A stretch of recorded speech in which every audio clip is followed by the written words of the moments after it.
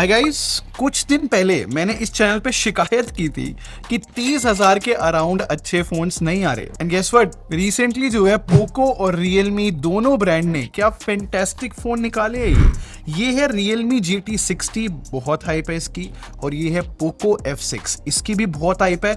और इंटरेस्टिंग और पता क्या है, अगर दोनों फोन्स को ऑन पेपर देखोगे ना, फैंटास्टिक फोन निकल के आते हैं दोनों। ऑब्वियसली अगर आप इन दोनों में से कोई भी फोन खरीदने का प्लान कर रहे हो तो बहुत कंफ्यूजन होगी, वो मैं सॉल्व कर दूंगा।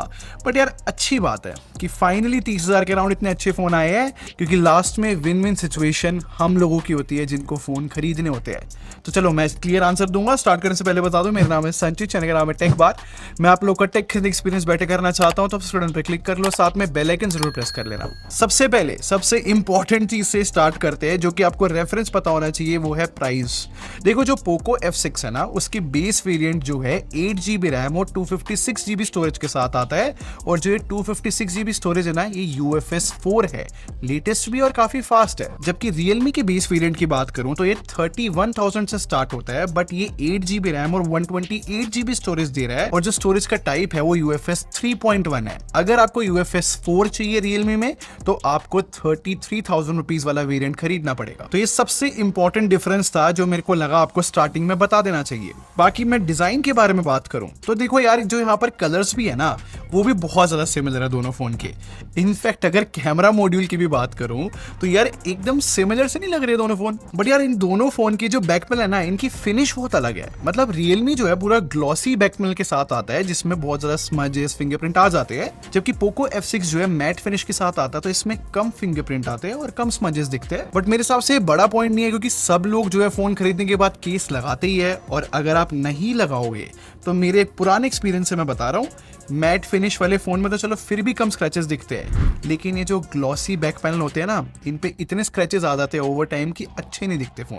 केस लगाना ठीक ही रहता है यार। इनफैक्ट दोनों फोन के मटेरियल की भी बात करूं तो पॉलीकार्बोनेट है, मतलब प्लास्टिक है दोनों फोन। बट इन दोनों फोन की ना इन हैंड फीलिंग बहुत डिफरेंट है। मतलब पोको F6 को मैं सिंपली बोलूंगा स्लिम और लाइट वेट लगता है ये, जबकि पोको F6 के मुकाबले ये रियलमी GT60 जो है ना, थोड़ा सा ज्यादा हैवी है, लेकिन कर्व फिनिश है ना इसकी फ्रंट और बैक दोनों से, और थोड़ा भारी भी है ये, तो ये थोड़ा प्रीमियम इन हैंड फीलिंग देता है। और ये मेरा पर्सनल एक्सपीरियंस है। और दोनों फोन की IP रेटिंग में डिफरेंस है। पोको जो है IP64 रेटिंग के साथ आता है और रियलमी IP65 रेटिंग के साथ। और मैं सिंपली कह सकता हूँ यार, जो हैप्टिक फीडबैक है ना, आई थिंक वो रियलमी का बेटर है, क्योंकि चाहे फिर वो टाइपिंग की बात करूं, कॉल्स जब आती है, या फिर इन जनरल UI में भी अच्छी तरीके से हैप्टिक्स इंप्लीमेंटेड है। बाकी स्पीकर्स तो यार देखो दोनों फोन के मुझे एवरेज ही लगे हैं। जैसे कि पोको में जो है क्लैरिटी का इशू है, तो रियलमी में बेस इतना लैकिंग है, तो लाइक एवरेज है। अब मैं थोड़ा डिस्प्ले एक्सप्लेन करने की कोशिश करता हूँ। देखो एक चीज जो हमें सबसे पहले कंसिडर करनी चाहिए वो है रेजोल्यूशन।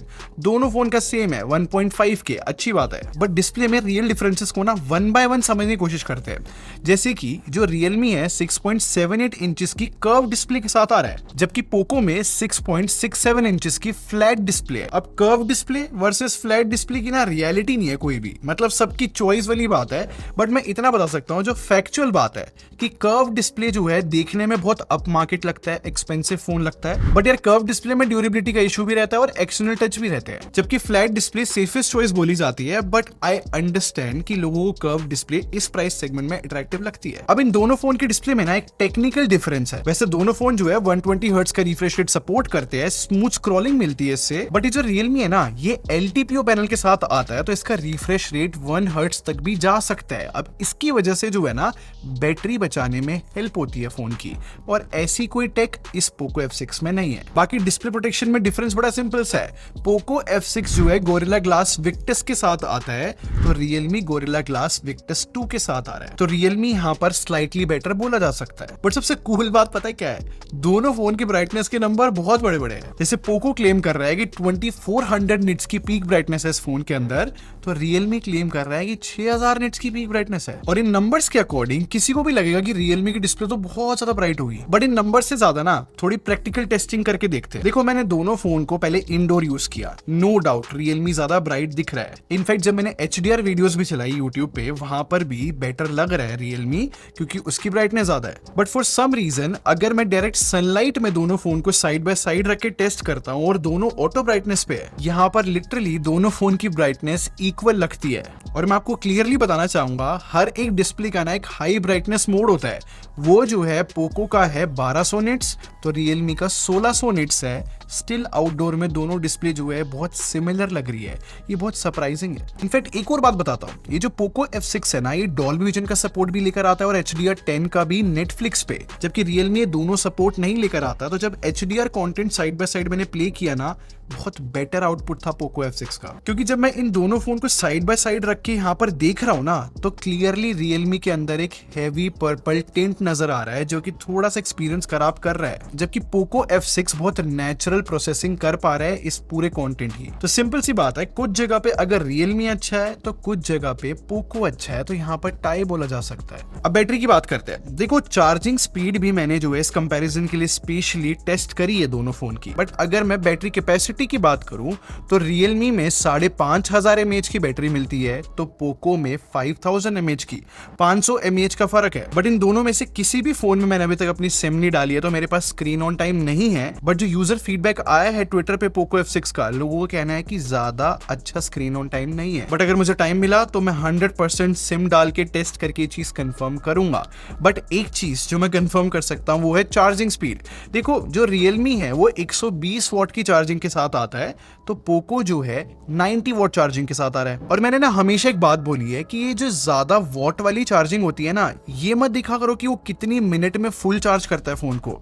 पता है रियल लाइफ में क्या मैटर करता है कि अगर आपको बहुत जल्दी में हो आप और आपको चार्जिंग पे लगाना है सिर्फ 10 मिनट के लिए, तो उसमें कितना चार्ज हो जाता है फोन।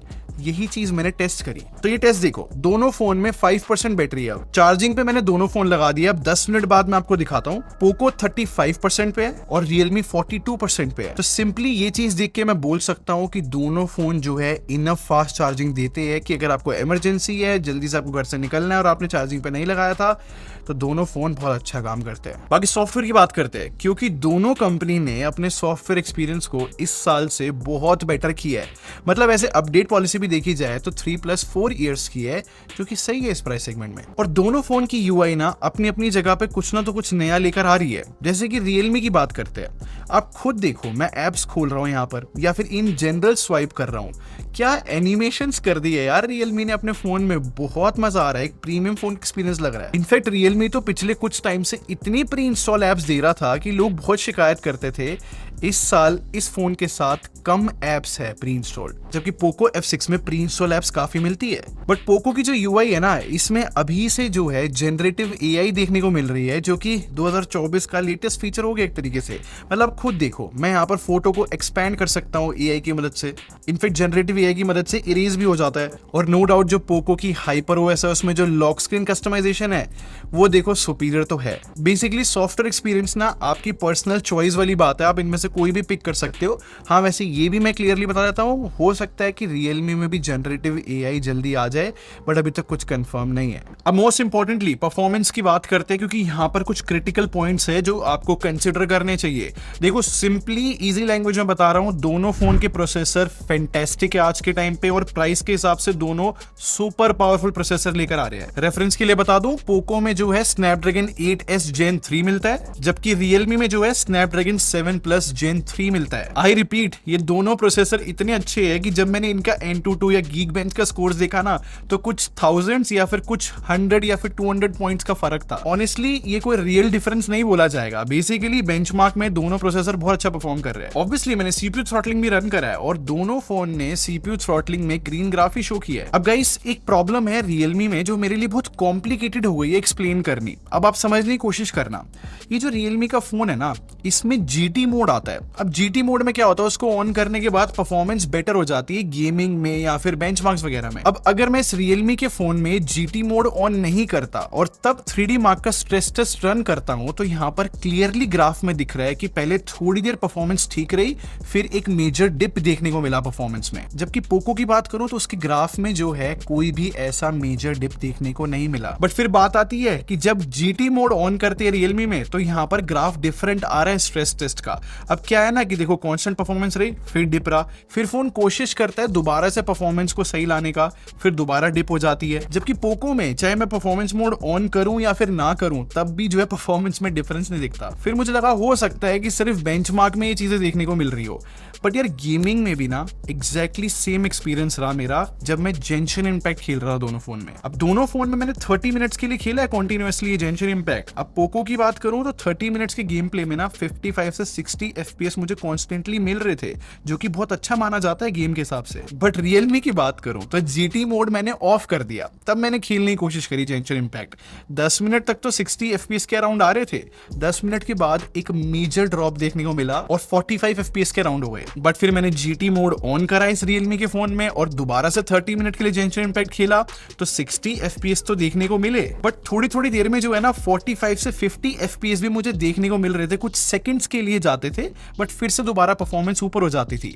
तो जो स्टेबिलिटी टेस्ट वाला मैंने ग्राफ दिखाया था ना, वो यहां से क्रॉस चेक हो जाता है कि 3D मार्क के स्ट्रेस टेस्ट में ऐसे बार बार डिप क्यों देखने को मिल रहा था। और क्योंकि गेमिंग की बात चली रही है तो यार अभी जो है ना रियलमी सारे गेम्स को लेके ऑप्टिमाइज भी नहीं है। मतलब जैसे पोको की बात करूं तो COD में 120 FPS अभी से देखने को मिल रहे हैं इस फोन में, जबकि रियलमी अभी ऑप्टिमाइज नहीं है, 60 FPS ही है। बाकी BGMI दोनों फोन में अभी 60 FPS पे है, दोनों को ऑप्टिमाइजेशन की नीड है अभी। तो फिलहाल की सिचुएशन देखते हुए चलूं तो थोड़ा सा गेमिंग में अपर एंड तो पोको F6 का ही है रियलमी के मुकाबले। अब कैमरे की बात कर लेते हैं। दोनों फोन में 50+8 मेगापिक्सल का डुअल कैमरा सेटअप है। देखो मैंने साइड बाय साइड फोटोज दिखाता हूं दोनों फोन के कैमरे की। मेरे हिसाब से दोनों फोटो प्राइस के हिसाब से लाइक ठीक ठीक ही है। जो पोको है उसकी इमेज प्रोसेसिंग जो है मेरे को सोशल मीडिया रेडी लगी, मतलब जो शेडोज है वो थोड़ी अपर साइड रहेंगी, जबकि रियलमी इस चीज का ऑपोजिट है, यहाँ पर कॉन्ट्रास्ट हायर साइड रहता है काफी। बट हाँ एक अच्छी चीज है रियलमी की, ये 2x पे पोर्ट्रेट फोटोज खींचने को अलाउ करता है, जो कि थोड़ा बेटर लगता है। बट ऑनेस्टली बता रहा हूँ, अगर मैं एकदम टेक्निकल नजरों से देखूं ना दोनों फोन की फोटोज, तो मैं बहुत कमियां निकाल सकता हूँ दोनों फोन की फोटोज में, चाहे फिर वो शार्पनेस हो या फिर वाइट बैलेंस हो।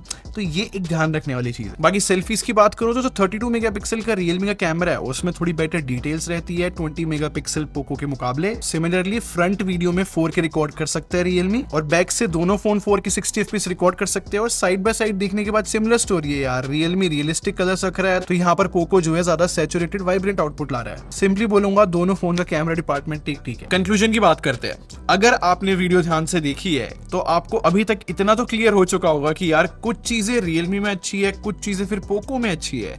सबसे टफ कंपटीशन में से ये एक है। तो इस वजह से मैं ये कहना चाहूंगा, इतना अच्छा लगा मुझे यार 30,000 रुपीज के अराउंड दो इतने अच्छे फोन देख के, ये रियलमी और पोको, कि इतने ज्यादा कॉम्पिटिटिव है कि मैं अच्छी तरीके से मतलब रियल लाइफ में एक्सपीरियंस टेस्ट करने के बाद भी किसी एक को विनर नहीं बता पा रहा। तो सीरियसली मेरी सजेशन यही है, जो भी फोन आपको पसंद है आप 100% खरीद सकते हो इन दोनों में से, आपका कोई लॉस नहीं होगा। ओपन एंडेड नहीं छोड़ रहा हूं कुछ भी, आपको यहाँ पर प्रोज एंड कॉन्स की लिस्ट मैं दिखा देता हूं, आपको जो सूटेबल लगे अपनी नीड्स के अकॉर्डिंग आप वो फोन पिक कर लेना। अब कमेंट सेक्शन में बताओ कि आप इन दोनों में से कौन सा फोन पिक करते। और अगर आपको ये वीडियो हेल्पफुल लगी हो तो लाइक बटन पे क्लिक कर लो और सब्सक्राइब करके हमारे टेक बुल आर्मी को ज्वाइन कर लो। हम लोग क्वालिटी में बिलीव रखते हैं। अगले मिलते हैं। Thanks for watching. Bye bye guys.